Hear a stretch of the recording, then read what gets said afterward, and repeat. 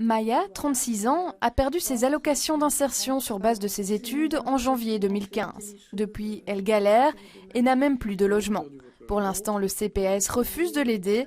Sa vie est devenue un véritable chemin de croix. Je survis en fait en me débrouillant principalement. J'ai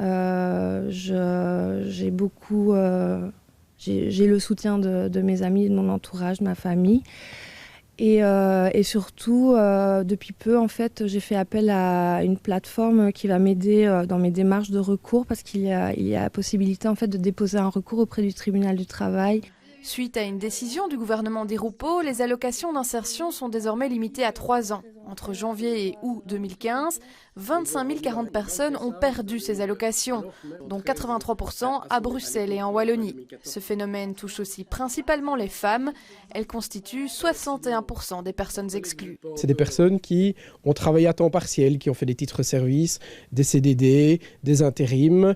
Et donc ces gens-là n'ont jamais décroché le chômage sur base du travail. Et donc on savait dès le départ que c'était les francophones et surtout les femmes qui sont les plus touchées par le travail à temps partiel qui allaient être concernées. Les allocations d'insertion, aujourd'hui plus dures à acquérir et à conserver, sont une spécificité de la Belgique. La Belgique est un des seuls pays qui donne des allocations sur base des études. Mais il faut savoir que c'est aussi un des pays du monde qui demande le plus grand nombre de jours de travail avant de bénéficier du chômage sur base du travail.